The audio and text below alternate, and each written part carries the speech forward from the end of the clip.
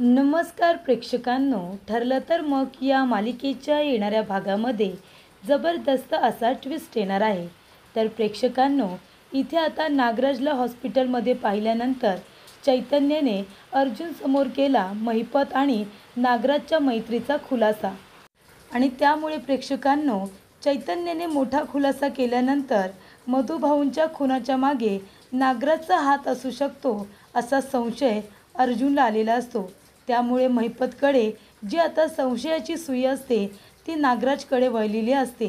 त्यामुळे प्रेक्षकांनो, नक्की मधुभाऊंच्या खुनाच्या मागे नागराजचा काही हात आहे का, या गोष्टीचा शोध अर्जुनने सुरू केलेला असतो.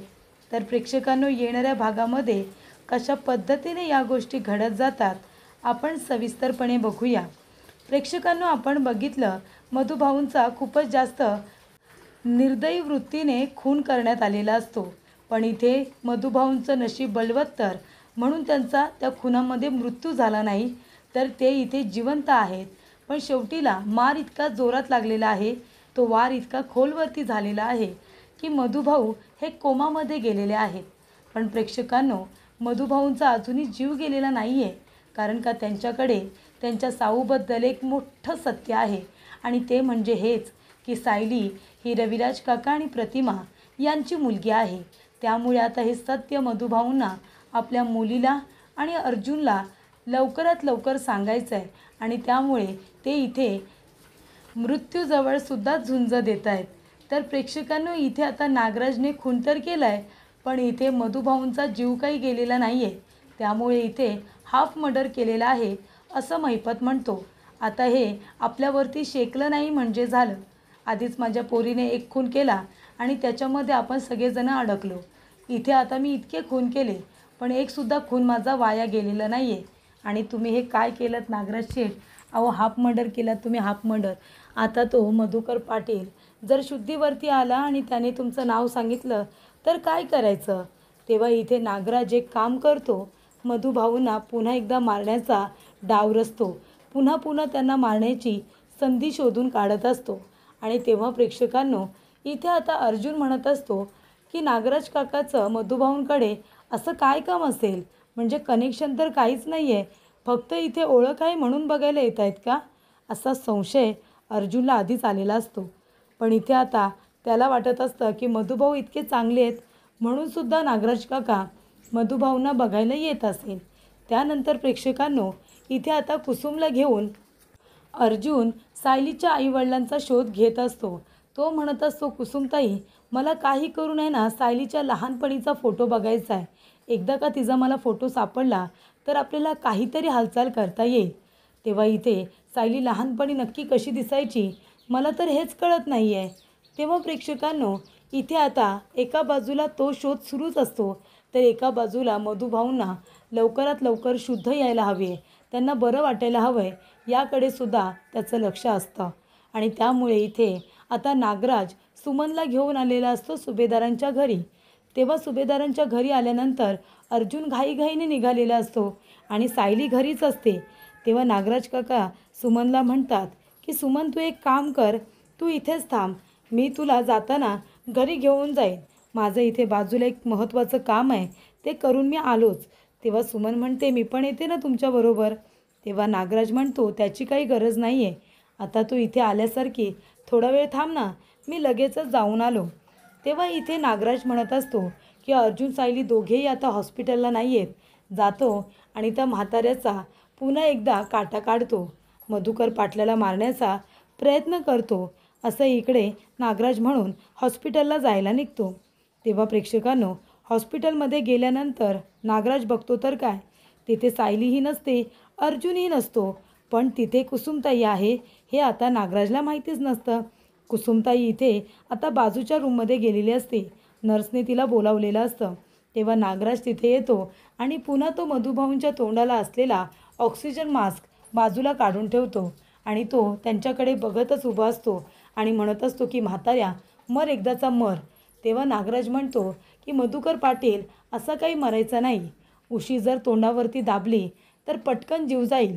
तेव्हा इथे नागराज बाजूची उशी घेतो आणि मधुभाऊंच्या तोंडावरती दाबण्याचा प्रयत्न करत असतो. मधुभाऊ काही हालचाल करत नाही प्रेक्षकांनो. तो वरून दाबतोय. त्याच्यानंतरला इथे कुसुमताई आता मागून येण्याचा भास त्याला होतो आणि तो उशी बाजूला ठेवतो. तेव्हा कुसुम म्हणते, तुम्ही इकडे? नागराज तर, अहो तुम्ही इथे काय करताय? तेव्हा नागराज म्हणत असतो की काही नाही, मी इथे मधुभाऊनच बघायला आलो होतो. तेव्हा कुसुम म्हणते, पण तुम्ही कालसुद्धा आला होतात ना मधुभाऊंना बघायला? तेव्हा नागराज म्हणतो, हो, पण मी सांगितलं ना, माझा मित्रसुद्धा इथे ॲडमिट आहे, तेव्हा मी मधुभाऊंना इथे बघायला आलो आहे.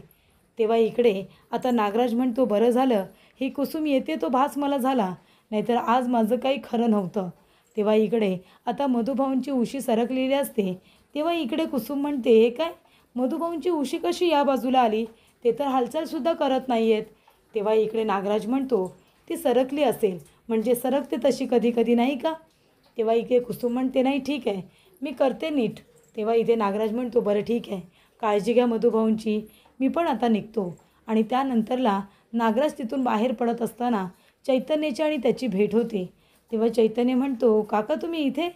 तेव्हा नागराज म्हणतो, हो, इथे मी आलो होतो, माझा मित्र आजारी आहे ना, तो ॲडमिट आहे, त्याला भेटायला आलो होतो आणि मग विचार केला मधुभाऊंनाही भेटावं, त्यांना बघितलं आणि चाललो आहे. मधुभाऊंचं खूप वाईट झालं रे. तेव्हा चैतन्य म्हणतो, हो ना, मी पण त्यांनाच भेटायला आलो आहे. तेव्हा इकडे नागराज निघून जातो. तेव्हा चैतन्य जातो आणि मधुभाऊंची विचारपूस करत असतो. तेव्हा चैतन्याला क्लिक होतं की नागराज काका तर कधीच मधुभाऊंच्या बाजूने कधीही चांगलं बोललेले नाही आहेत. कोर्टामध्ये सुद्धा प्रत्येक वेळेला त्यांनी प्रियाला सपोर्ट केलेला आहे, त्या साक्षीला सपोर्ट केला आहे. मग नागराज काका इथे का बरं आले असतील? मधुभाऊंना शिक्षा व्हावी अशी तर त्यांची प्रचंड इच्छा होती. तेव्हा इथे चैतन्य म्हणतो, काहीतरी गडबड नक्की आहे. तेव्हा प्रेक्षकांनो, अर्जुन आता आलेला असतो. अर्जुन हॉस्पिटलमध्ये आल्यानंतर चैतन्य त्याच्याबरोबर बोलत असतो. तेव्हा इथे नागराज घाईघाईने घरी येतो आणि म्हणत असतो की सुमन चल, आता आपण निघूया. तेव्हा सुमन म्हणते, काय हो, कधीचे गेला होतात तुम्ही? घरीसुद्धा जायचं आहे ना, वहिनी वाट बघत असतील. थोड्या वेळासाठी घाईघाईने घेऊन आलात आणि लगेच मला इथे ठेवून तुमच्या कामाला निघून गेलात. तेव्हा इथे आता मधुभाऊंना तरी बघायला न्यायचं हॉस्पिटलला, तर इथे घेऊन आलात. चला आता लवकर घरी निघूया. तेव्हा सुमन आणि नागराज दोघेजणं घरी गेलेले असतात. तेव्हा प्रेक्षकांनो, इथे अर्जुन आता आलेला असतो हॉस्पिटलमध्ये आणि सायलीसुद्धा त्याच्याबरोबर असते. तेव्हा अर्जुन म्हणत असतो, कुसुमताई तुम्ही आता एक काम करा, तुम्ही आणि साधनाताई तुम्ही दोघी जणी आता आश्रमामध्ये परत जा, घरी परत जा, तिथे मुलं आहेत, तुमची वाट बघत असते. आधीच मधुभाऊ हॉस्पिटलमध्ये आहेत, तर त्यांना काळजी वाटत असेल ना, तेव्हा तुम्ही दोघीजणी जा बरं, त्यांची काळजी घ्या, आम्ही आहोत इथे मधुभाऊंबरोबर. तेव्हा इथे सायलीसुद्धा म्हणते, कुसुमताई तू जा बरं आता घरी, मी आणि अर्जुन सर आम्ही आहोत ना इथे, आम्ही मधुभाऊंची काळजी घेऊ. तेव्हा इथे चैतन्य म्हणत असतो की अर्जुन, मला तुझ्याजवळ एक महत्त्वाची गोष्ट शेअर करायची आहे. खूप दिवस मी त्याच्यावरती विचार करत होतो, पण आज मला ती गोष्ट महत्त्वाची वाटते आणि तुला सांगावीशी वाटते. तेव्हा अर्जुन म्हणतो, चैतन्य बोल ना. तेव्हा चैतन्य म्हणत असतो की अर्जुन, नागराज काका इथे आले होते आत्ता. तेव्हा अर्जुन म्हणतो, काय, नागराज काका परत इथे आला होता आणि मधुभाऊंना बघायला आले होते का? तेव्हा चैतन्य म्हणतो, हो, पण नागराज काका मधुभाऊंना बघायला का येतील? कारण का ते पण मी तुला सांगतो. जेव्हा साक्षीने विलासचा खून केला होता तेव्हा नागराज काकाच त्यांच्या बाजूने होते. ते तर म्हणत होते की त्या मधुकर पाटलानेच खून केला असेल, साक्षीला इथे शिक्षा होणारच नाही आणि तिला वाचवण्यासाठी नागराज काका महिपतला खूप मदत करत होते. म्हणजे इथे नागराज काका, महिपत, प्रिया या लोकांची तर खूपच जास्त मैत्रीसुद्धा आहे. तेव्हा इथे आता लगेचच अर्जुनला क्लिक होतं. तो म्हणतो, काय, नागराज काका महिपतचा खूप खास मित्र आहे का? तेव्हा चैतन्य म्हणतो, खूप, म्हणजे जेव्हा मी साक्षीबरोबर होतो ना, तिच्या घरी मी राहत होतो, ती मी चूक केली होती, महाचूक माझ्या आयुष्यातली. तेव्हा मी तिथे असताना नागराज काका महिपतकडे सारखा यायचा. म्हणजे मला तर तसंच वाटतंय. म्हणजे बघ ना, आपण सगळेजणच तिथे होतो दहीहंडीच्या दिवशी, सगळेजण आपण तिथे असताना नागराज त्याच्या माणसांना का बरं तिथे पाठवेल? तो पाठवणार नाही. महिपतने सुद्धा माणसं पाठवली नसतील, महिपत तिथे आला पण नव्हता. तेव्हा अर्जुन म्हणतो, बरोबर, महिपत म्हणतोय की या वेळेला मी काही केलेलं नाही आहे, मी केलं असतं तर म्हातारा कोमामध्ये गेलाच नसता, तो लगेच ढगात गेला असता, असं त्याचं म्हणणं आहे. मग हे काम नक्की कोणी केले? तेव्हा इथे मधुभाऊंना तिथेच सोडून ती व्यक्ती तिथून पळूनसुद्धा गेली होती. मग ती पळून जाताना आपला कुणाला दिसली तरी असती ना. तेव्हा इथे आता नागराज याला घराचे दरवाजे वगैरे सगळे माहिती आहेत. तो कुठल्या तरी दुसऱ्या बाजूने पळून गेला असेल असं सुद्धा इथे अर्जुनला वाटतं. तेव्हा अर्जुन म्हणतो, बरोबर आहे तुझं चैतन्य, तू मला ही गोष्ट आधी का नाही सांगितलीस. तेव्हा चैतन्य म्हणतो, अरे आधी मला ती एवढी महत्त्वाची वाटली नाही. तेव्हा इथे चैतन्य म्हणत असतो की जेव्हा मी साक्षीच्या इथे राहत होतो तेव्हा एक दिवस असा जात नव्हता जेव्हा नागराज काका महिपतला भेटायला येत नव्हते. आणि तेव्हा मला नागराज काका म्हणायचे की काही झालं तरीसुद्धा साक्षी निर्दोष झाली पाहिजे.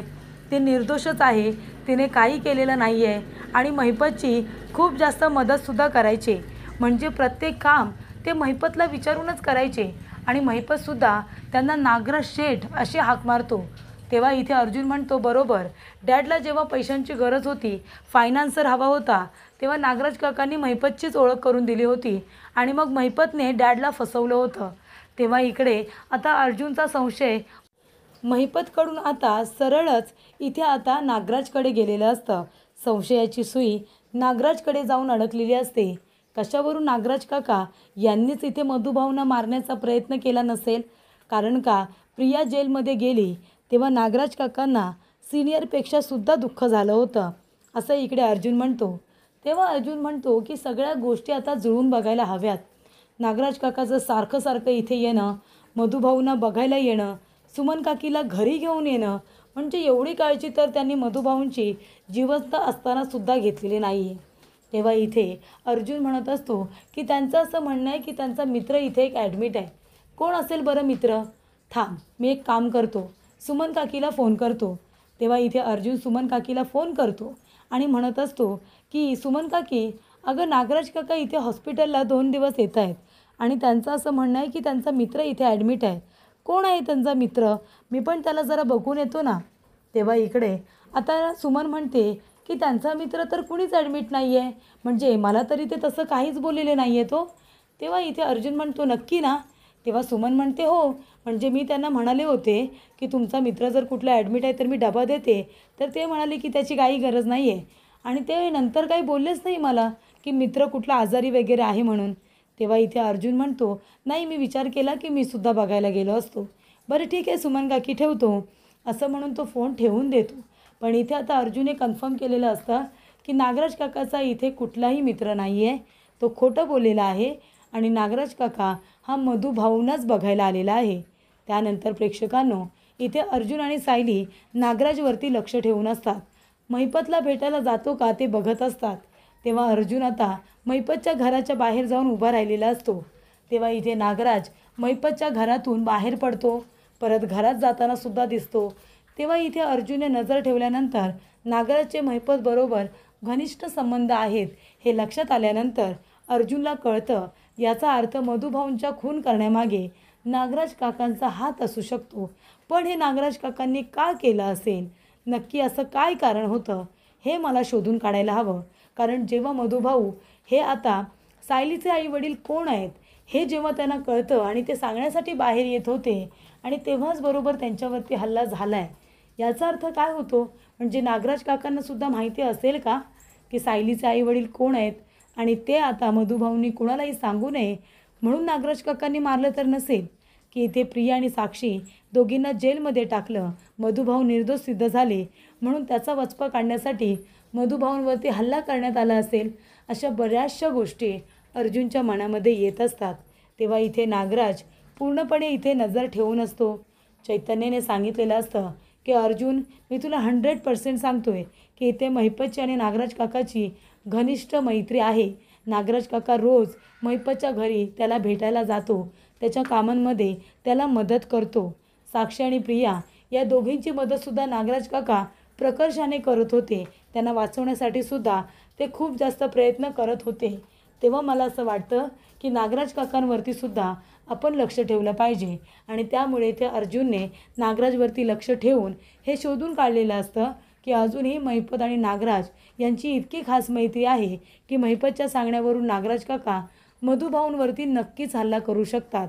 आणि जर का हे सगळं नागराज काकाने केलं असेल तर का आणि कशासाठी? महिपतच्या सांगण्यावरून की स्वतःचा काही स्वार्थ आहे म्हणून? या सगळ्या गोष्टी लवकरात लवकर मी शोधून काढेन असं अर्जुन चैतन्य आणि सायली यांना म्हणतो. आणि अशा रीतीने आता महिपत खुणी नाही तर नागराज खुणी आहे याचा खुलासा चैतन्यमुळे अर्जुनला झालेला असतो.